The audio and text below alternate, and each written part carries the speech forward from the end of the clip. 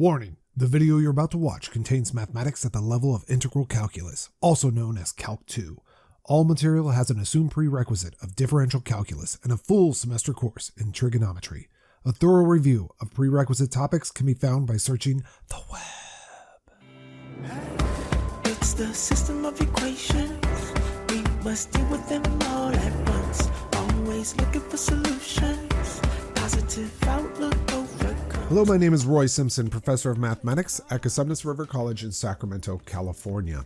This video is dedicated for Calc 2 students who are going through numerical integration techniques and have a course in which they have required knowledge of error bounds for those techniques. We are, in this video, going to just talk about 3 error bounds, and it is assumed that you already know them from your class. I'm just going to do an example here of how to know when to stop doing a summation so that your error is within a certain bound. That's probably one of the biggest questions in numerics is how far do I have to compute before I get a certain level of accuracy? If I only want an accuracy of 1/100th to something, then I don't want to do a billion different calculations if only 2 could have done it. So that's the point here. We want to trade off time spent on a task for precision or vice versa. In order to talk about these, I do have to write down the error bounds or the formulas for the error bounds. So let's go ahead and do that right now. I'm going to stop right here and I'm just going to mention something that your professor should have mentioned. It is all about how accurate the midpoint method is when compared to the trapezoidal method. Notice that the bounds on these errors, and that's what the capital E stands for here, is the actual maximum possible error that we will expect from using the trapezoid rule or the midpoint rule. Both of those upper bounds for the amount of error that we get in our approximations have the same exact numerator and pretty much almost the same denominators. However, the midpoint method right here, the error in it, is half the error of the trapezoidal method. And that's why I said in a previous video, and that's why I'll say in my lectures, the midpoint method is twice as good as a trapezoid method. And that's mainly because the error is for the midpoint method is half that of the error of the trapezoid rule. And if I haven't said it, I often switch back and forth between saying trapezoid rule and trapezoid method, and trapezoidal rule and trapezoidal method. They all mean the same thing to me. Something that you'll want to know here is that n is the number of slices for the method you're using. So if n were 5, that means you're doing 5 slices with the trapezoid method or the midpoint method. Another thing that's important for both of these is that k, and maybe I should write it the other way around so that all my inequalities face the same direction.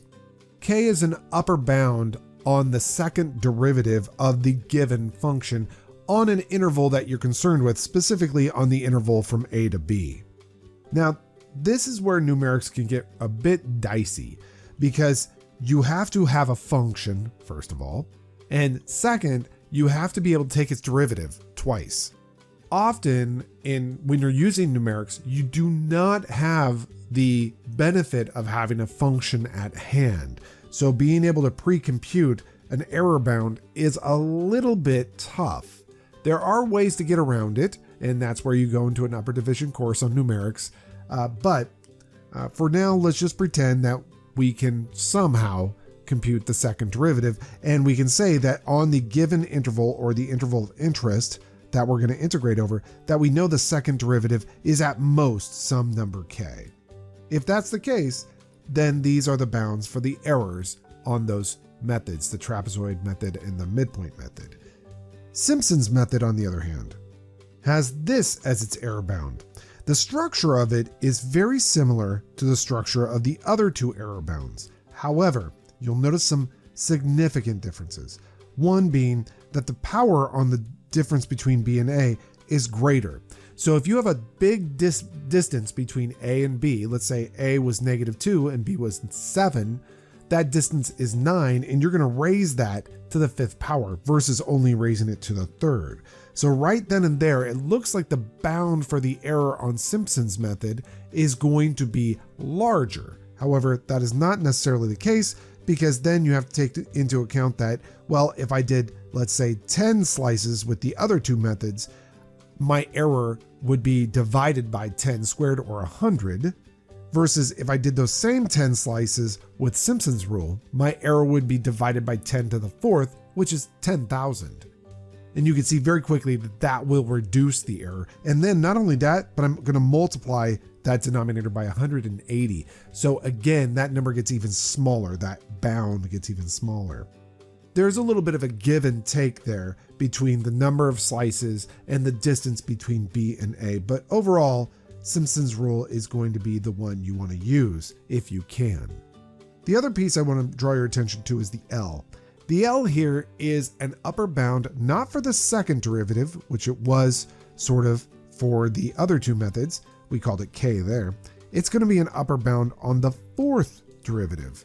And this is pretty terrible, actually, because that means you need to have 4 full derivatives of your function on your given interval. And you might just not be able to do that, especially if you're dealing with data points. Simpsons Rule is kind of off limits for a lot of data point problems because you just don't have 4 derivatives for data points. But if you do have 4 derivatives, it is a great method. So going back to the question at hand, how large do we have to take n so that the approximations of t sub n, m sub n, and s sub n to the integral of 0 to pi of sine of x dx are accurate to within this decimal place? That is, we want our error to be incredibly small. And you should remember from your Calc 1 class this statement: if you want the value that you get, which we'll just call y for now, let's just say that's the value we get, you want the difference between that value and the true value of this area underneath this curve. So I'll just call that t for true value. You want that to be less than 0.00001. I think that's 4 zeros. Yeah, 4 zeros and a 1. And your instructor should have told you, probably did, that the error is truthfully the distance between the true value of the integral and your y value, or your approximated value for the integral. So they're really saying we want to make sure that these errors right here are strictly less than 1/100,000th. And even this error right here, you want all those errors to be less than 1/100,000, or 0.00001.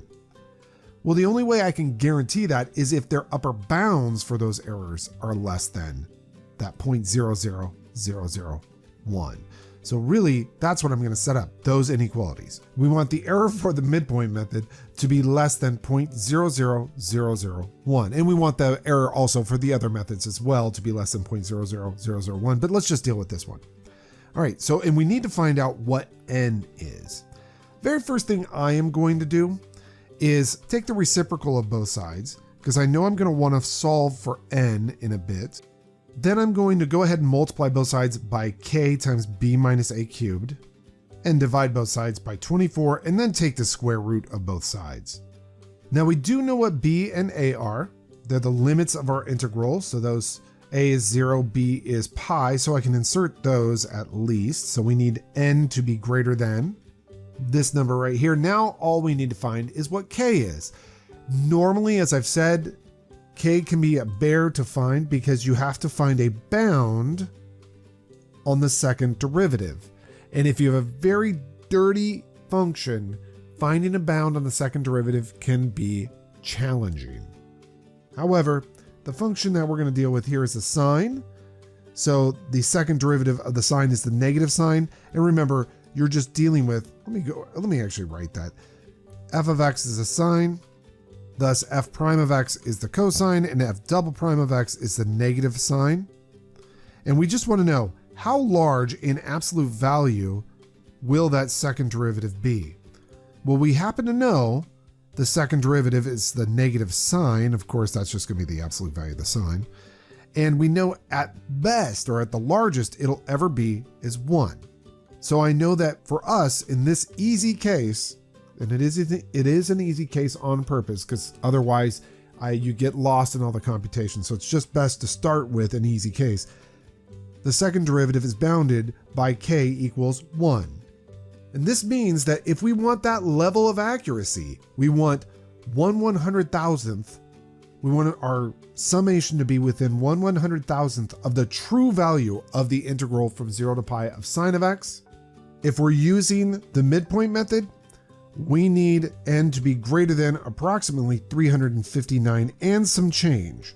Well, n is a natural number, and so this means that n must be 360. We need to have 360 slices to get that level of accuracy with the midpoint method. Now, if we switch over to the trapezoid method, well, there's not much difference between the midpoint and the trapezoidal method, other than the fact that that denominator is not going to be a 24 there, but instead it's going to be a 12. So let's go ahead and trade that out. And doing the computation, you'll find out that we would need, for the same level of accuracy, around 509 slices when using the trapezoid method. So this is kind of should be somewhat convincing that you want to use the midpoint method over the trapezoid method. But now let's move on to Simpsons Rule.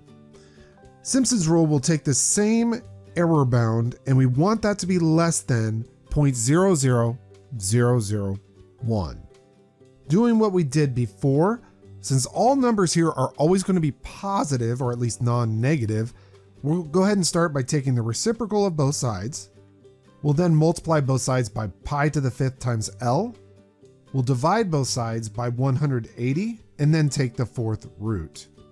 Again, in this situation, that L is going to be a bound on the 4th derivative. And again, it would be an absolute nightmare in most situations. However, I'm starting with an easy example.